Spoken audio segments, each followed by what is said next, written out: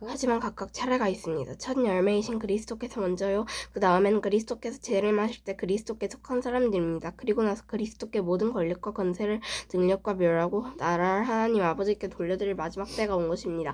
그리스도께서는 모든 원수를 자기의 발 아래 두실 때까지 당연히 왕노릇해야 됩니다. 그리스도께서 멸망받을 때 마지막 원수는 죽음입니다. 성경에 하나님께서 모든 것을 그분 아래에 복종시키셨다라고 기록되어 있습니다. 여기서 모든 것을 그분의 아래 복종시킨다고 할 때는 모든 것을 그리스도 아래 두신 하나님 자신은 그 안에 포함되지 않는다는 것이 분명합니다. 하나님께서 모든 것을 하나님의 아들 아래에 복종시키실 때에는 아들 자신도 모든 것을 자기 아래에 두신 아버지께 복종할 것입니다.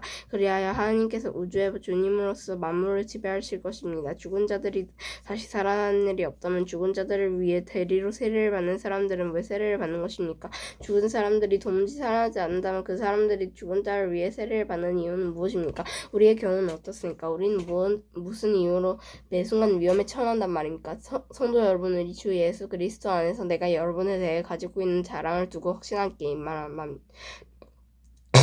말합니다만 나는 날마다 죽습니다. 내가 에베소에서 사나운 짐승들과 싸운 것이 단순히 인간적인 이유에서였다면 내가 얻은 것을 무엇이겠습니까? 죽은 자들이 다시 살아나는 일이 없다면 먹고 마시자. 내일이면 죽은 목숨이라고 하지 않겠습니까? 속지 마십시오. 나쁜 친구를 사귀면 좋은 습관도 나쁘게 됩니다. 정신을 똑바로 차리고 되짚지 마십시오. 여러분 중에 하나님에 대해 무지한 사람들이 덜어 있어서 여러분이 부끄러운 줄 알라고 이 말을 하는 것입니다. 그러나 죽은 자들이 어떻게 다시 살아나면 또 그들은 어떤 몸으로 나오게 되느냐라고 묻는 사람이 있을 것입니다.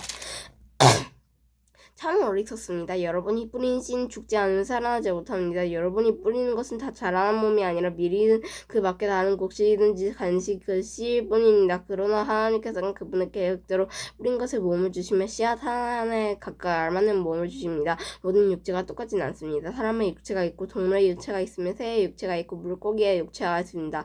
또 하늘에 속한 몸만 있는 것이 아니라 땅에 속한 몸도 있습니다. 그러나 하늘에 속한 영광과 땅에 속한 영광이 각각 다릅니다. 해와 달과 별과 영광이 각각 다르고 별들 사이에서도 그 영광은 각기 다릅니다. 죽은 자들의 부활도 이와 같습니다.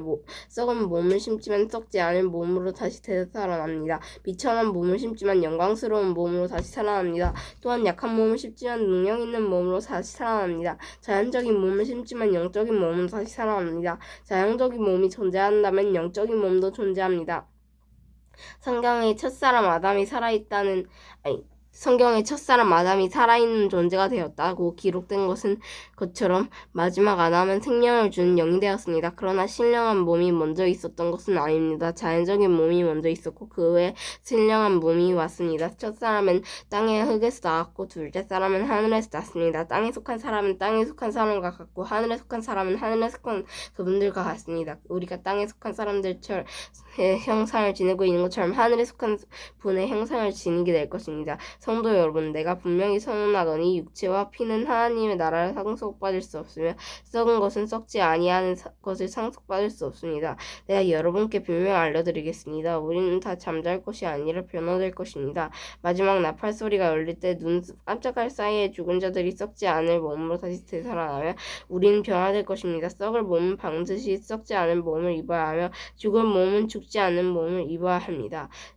썩을 몸이 썩지 않은 몸을 입고 죽을 몸이 죽지 않은 몸을 입게 되면 승리가 죽음을 삼켜버렸다고 기록된 말씀이 사실로 드러나게 될 것입니다. 죽음아 너의 승리가 어디 있느냐? 죽음아 너를 찌르는 것이 어디 있느냐? 죽음이 찌르는 것은 죄이며 죄의 힘은 율법입니다.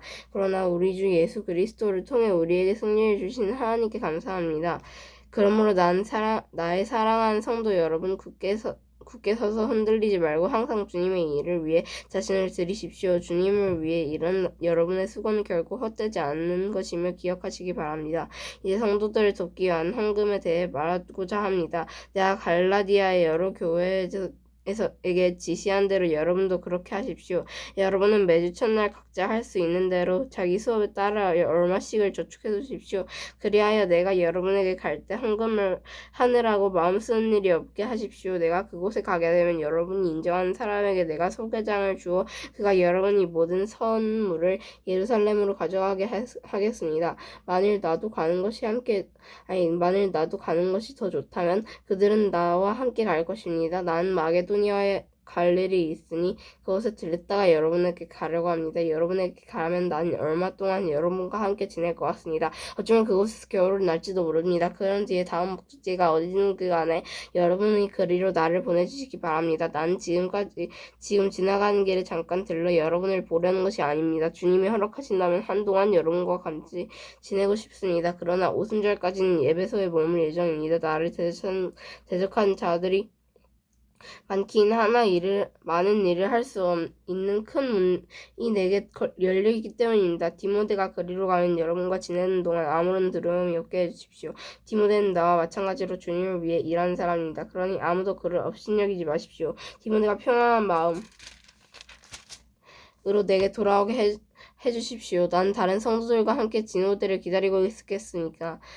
형제 아볼로에 대해서 말씀드립니다. 나는 아볼로에게 성도 여러 명과 함께 여러분을 방문하라고 몇 번 권했으나 지금은 가고 싶은 마음이 없는 것 같습니다. 그러나 아볼로는 기회가 되면 여러분을 보러 갈 것입니다. 깨어 믿음에 굳게 서서 용감하고 건강하십시오. 모든 일들을 사랑으로 하십시오. 내가 여러분께 권합니다. 여러분도 아시겠지만 스데바나 집안 사람들은 이 아가야 지방에서 제일 먼저 그리스도인이 된 가정이며 성도들을 섬기는 일에 헌신한 사람입니다. 여러분은 이런 사람들과 또 그들과 함께 수고하는 모든 사람들에게 순종하십시오. 스데바나와 부즈나도와 아가이고가 와서 난 참 기쁩니다.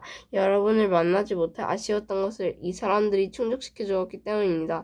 이 세 사람들은 내 마음과 여러분의 마음을 상쾌하게 해주었습니다. 여러분은 이런 사람들을 알아주시길 바랍니다. 아시아의 여러 교회가 여러분에게 문안드립니다. 아굴라와 브리스가와 다 함께 두 사람의 집에 모이는 교회가 주님 안에서 여러분에게 진심 어린 문안 인사를 드립니다. 이곳에 있는 모든 성도들이 문안 드립니다. 여러분은 저를 거룩한 입맞춤으로 인사를 나누십시오. 나 바울은 이 마지막 인사를 내 손으로 직접 쓰고 있습니다. 주님을 사랑하지 않는 사람이 있다면 그 사람에게 하나님의 저주가 임할 것입니다. 주님 오십시오. 주 예수님의 은혜가 여러분과 함께 하시길 바랍니다. 나의 사랑이 그리스도 예수 안에서 여러분 모두에게 있기를 기원합니다. 아멘. 하나님의 뜻에 의해 그리스도 예수의 사도가 된다. 바울과 형제 디모데는 고린도에 있는 하나님의 교회와 아가의 전 지역에 있는 모든 성도들에게 이 편지를 씁니다. 하나님 우리 아버지와 주 예수 그리스도께서 내리시는 은혜와 평강이 여러분에게 있기를 빕니다. 우리 주 예수 그리스도의 하나님과 아버지를 찬송합니다. 그분은 위인자 하신 아버지이시며 모든 위로의 아버지이십니다. 하나님은 우리가 여러 가지 환난을 당할 때 위로해 주셔서 우리가 하나님께 받은 위로로서 여러 환난을 당한 사람들을 위로할 수 있게 하셨습니다. 그리스도의 고난이 우리에게 넘쳐나는 것처럼 그리스도로 말미암아 받는 우리의 위로도 넘치게 되었습니다. 우리가 환난을 당한다면 이것은 여러분을 위로하고 구원받게 하기 위한 것입니다. 우리가 위로를 받는다면 그것도 여러분을 위로해주기 위한 것입니다. 이 위로로 여러분은 우리가 당하는 고난과 동일한 고난을 받을 때에 오래 참습니다. 여러분을 향한 우리의 소망은 확고합니다. 왜냐하면 여러분이 우리가 당하는 고난에 참여한 것처럼 우리가 받는 위로에도 참여하고 있음을 알기 때문입니다. 아멘.